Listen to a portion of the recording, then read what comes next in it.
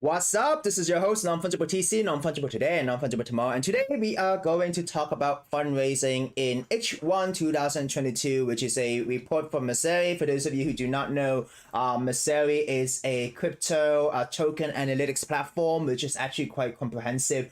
It is targeted to traders and also is targeted to investors, institutional traders. And the reason why I wanted to cover this report is that fundraising is actually a very important aspect in Web3 because fundraising sets the foundation for different projects. And if there's no money going to the projects, there will be no incentive for people to use these projects, or there will be no development in these projects. But before we begin, I do want to share this with you. I retweeted this afternoon about CEO, a co-founder CEO of Paxos Global, talking about that he thinks there's going to be a deleveraging in crypto. So let us see what he has to I say. think there will be more deleveraging out of crypto, and a lot of and because of that and the lack of new money and new projects in this environment, there'll be less use cases, and a lot of tokens with promise of new technology probably would not deliver, and that would probably cause more downside over the next 12 months. And I think that what would really help it recover is actually new innovation, new technology, or new area that would bring in a net new group of users and a net new money into the industry. And I don't see that happening over the next 6 months. And so I do think that we are looking at more downside from here. I think there will be more deleveraging. All right. So basically, he talks about timeline, right? So right now, he's saying that he thinks that the crypto market will have some deleveraging if we do not see any innovation, and this thing would happen. There will be a downside in like 6 months, and so or maybe 12 months later, there will be like a renewed interest. There's renewed technology, and that could introduce new money, and with new money, there would be another new the money that the market will go up, right? So this really shows you how important money is, right, in the space. Money sets the foundation for a lot of things. So today I do want to go through this report very quickly. Messari's and Dove metrics are H1 2022 fundraising report. So H1 is basically the first half of 2022, which is January to June.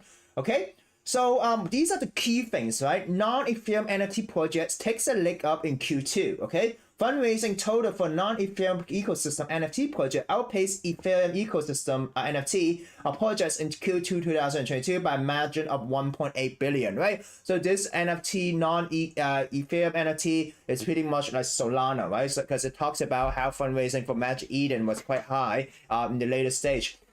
The gaming NFT vertical stands in a class of its own, right? The gaming NFT vertical raised more than 4 times as much as capital as any NFT vertical in H1.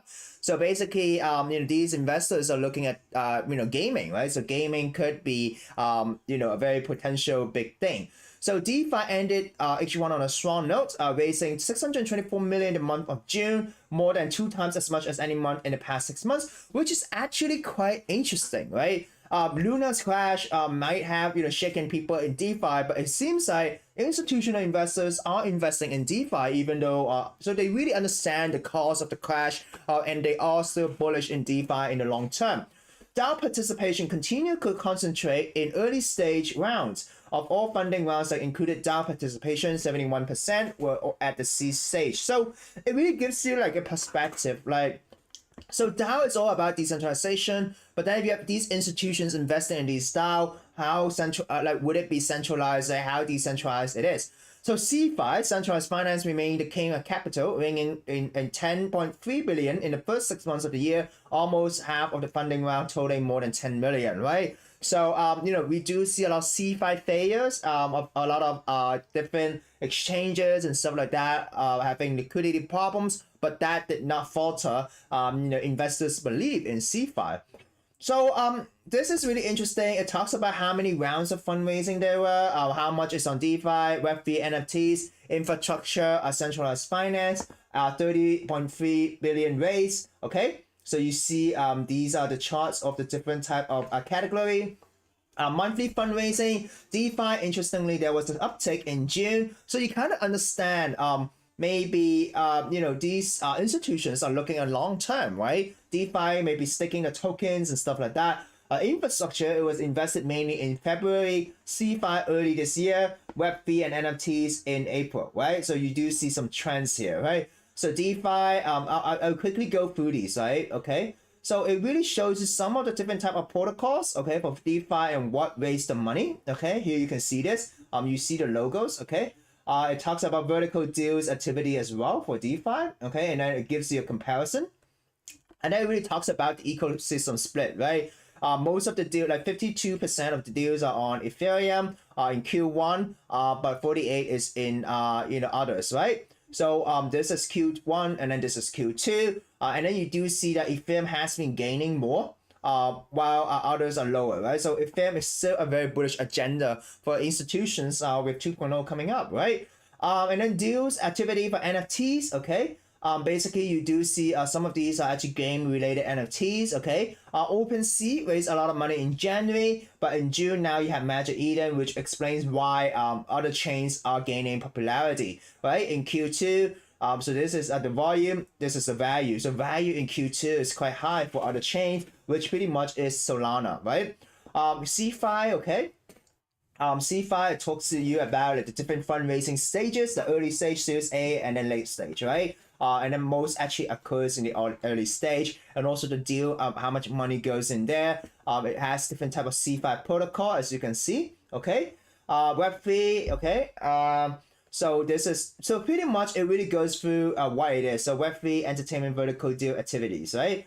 It really shows you the trends, okay? And then infrastructures, it shows you how in the beginning there was more infrastructure investment. So infrastructure is more like mining, more like smart contract related, right? Okay, and then it talks about funds and DAOs. So this is all the different type of funds, right? So you have FTX, and then these Pantera Capital, Spartan. So if you're interested in institutions and Web3 space, the people who invest a lot of money, the VCs, this is actually a very great way to start your research, right? You have all of this type of institutions and how many rounds they raise and how much money they raise, right?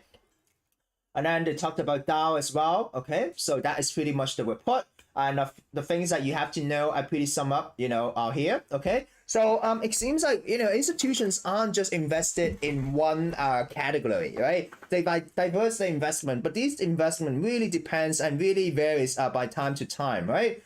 All right, so moving on to traditional news. Traditional news today, the market is kind of retracing right now, right? You do see like, wet-ish, okay? Market is kind of wet. If you look at this, yep, we are down. We are back at 1.07 trillion. Ethereum is back at Bitcoin is still at 22,000. So we broke down if the 23,000 range. So we are back down. One of the reasons could be because Bank of England launches the largest interest rate hike in 27 years and predict a lengthening recession, right? So they increase it by around 50 basis points, if I remember correctly. Borrowing cost to 1.75, which is quite high. Okay. Yeah, 50 basis point, okay, and the largest single increase since 1995. So definitely not good. There was talk about the inflation being very high a few days ago. I covered it as well. But yesterday stocks were kind of positive. It rose, but then it went back down. But I was doing some research on my own, and it seems like people are traveling, right? So retail sales aren't that positive, but in terms of travel, it was kind of positive, right? Airbnb and type of stuff, hotels, Marriott, reported a positive growth and stuff like that. Today we are looking at Alibaba, which was positive up, and then we have AMC, which we're not sure. COVID now we're opening up, where people go to cinemas, and also AMC have some crypto as well for payment, right? Kellogg's, Paramount, WWE. So we'll have to see how the market does today. 5 things to know this morning. Stock futures are flat. Definitely, everything looks negative. Walmart lays off corporate employees, so they are laying off people who are in the office. But at the same time, people in the front line, there is a labor shortage. Oil fluctuates after settling near 6 months low. So oil is low right now, which is a good thing, which basically means the energy costs could be lower. And the inflation in terms of the energy price could be slightly reduced, right? Alibaba share gains after earning beat, so which is great. Bank of England hikes rate by 0.5 percentage point. We talked about it. So that's pretty much the traditional macro right now, right? Which is also one of the reasons why crypto is being suppressed. So moving on to crypto news. All right, so we're talking about crypto news. We are going back at these critical levels, and hopefully these levels could hold. If not, it could be dropped further back down. But if we look at stable coins, we do have a slight reduction in stable, which basically means that money has been going out. Okay, like the whole crypto market cap is down, right? So it's because this global crypto market cap is down, stable coin is down. It means that people are not moving to stables, but in general, everything is down, right? So we look at the market. Optimism went up 11%, which we'll talk about it really briefly today. But other type of tokens that I never heard of with a huge dump as well. So let us continue. Okay, we are slowly climbing. We are climbing actually in terms of the crypto total market cap, but now it's slowly hovering sideways, right? So it really gives you a perspective that these gains in this slow and bear market isn't really like pretty quick gains. Right? It takes time to slowly climb. Even though we're talking about an ETH 2.0 agenda in 1 month's time, it really takes the market some time to really find a price and to really decide if it's really such a bullish catalyst, right? So on-chain data, like really nothing much to share. So I was talking about Optimism. So let's move to Optimism, right? So Optimism, they did like a talk or something like that. They post something about how they're gonna help ETH scale. Okay. So Optimism Bedrock is coming soon, and when it does, it changed the roll-up game forever. It will lay the protocol's foundation for years to come and serve the model for world architecture. It's named Bedrock for good reason, right? So they are talking about some updates as well, and also how they, as a layer 2 for Ethereum, focusing on roll-ups, right? Could support the platform. So it is the whole ETH agenda as well that is pushing it up as well. Okay. So next one, yesterday we were talking about the Solana hack, okay? The really interesting thing is that the Solana blockchain crashed. And one of the reasons why is that thousands of wallets yesterday were drained in a widespread hack that's now being blamed on an exploit with the Slope mobile wallet, which I'll talk about it shortly. But really interesting thing is white hat hackers spammed the malformed transaction to slow the Solana attackers, but it knocked out the RPC servers in the process. So white hat hackers were trying to stop or slow down hackers to hack the funds, but instead it also crashed the blockchain as well. So yesterday we were talking about private keys, right? Seed phase were being leaked, right? And people were paranoid. People didn't know what happened. And actually what happened was that compromised phantom wallet came from seed phase imports use Slope.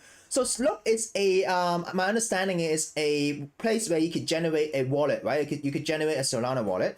It generates a seed phrase, and these seed phrase, you could use it for an Ethereum wallet. So some people got the Ethereum and also Solana wallet drained, and that's the reason why, because they're using the same seed phrase, right? So what happened was that the Slope wallet did not send seed phrase to external partners, but may have locked them on their own centralized servers. Okay, apologies for getting a bit ahead of myself. Postmortem still in progress. Wait for an announcement for team. And then this is a statement from Slope, right? So they're saying that a cohort of Slope wallets were compromised in the breach. We have hypotheses to the nature of the breach, but nothing yet firm. We feel the community's pain. We are not immune. Many of our staff and founders' wallet were drained.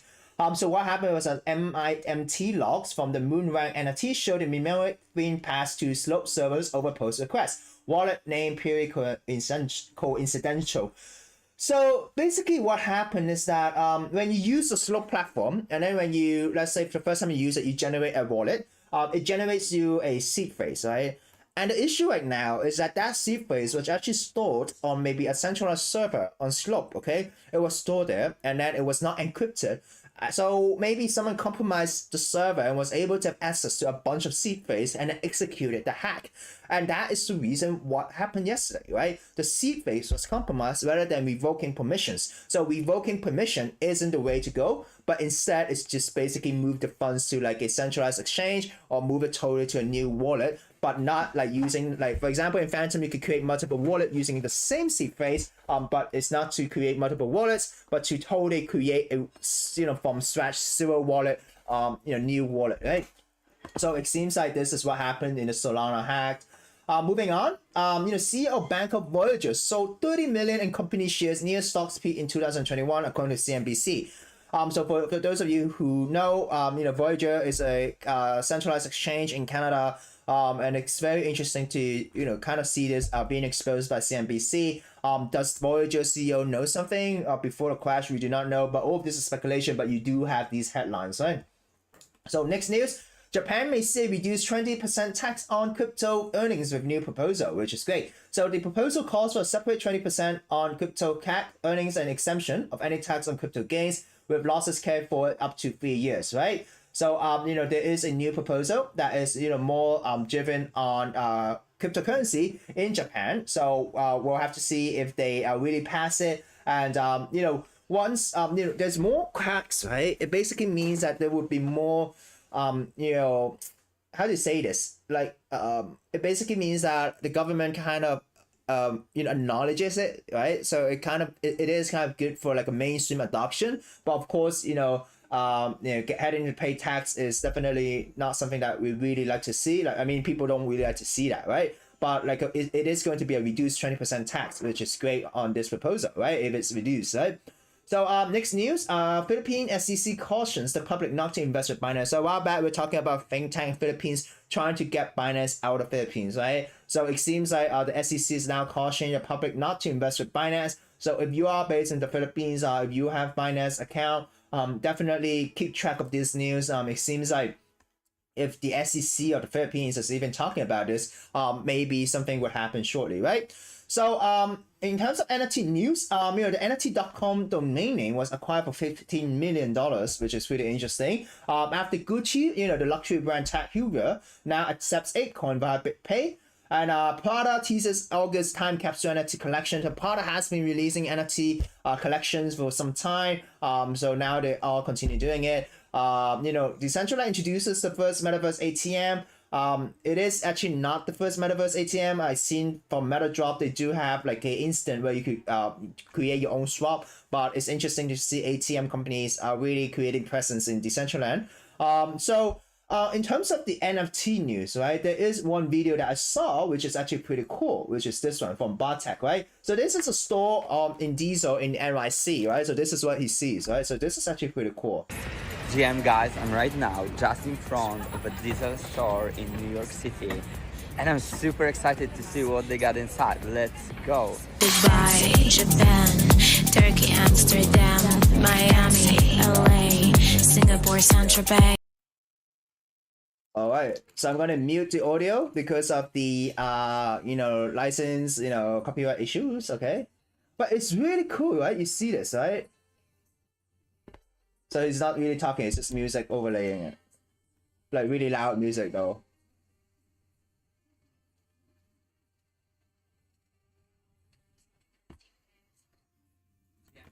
So yeah, guys, this is actually pretty cool. So the Diesel store, as you can see, is a physical store.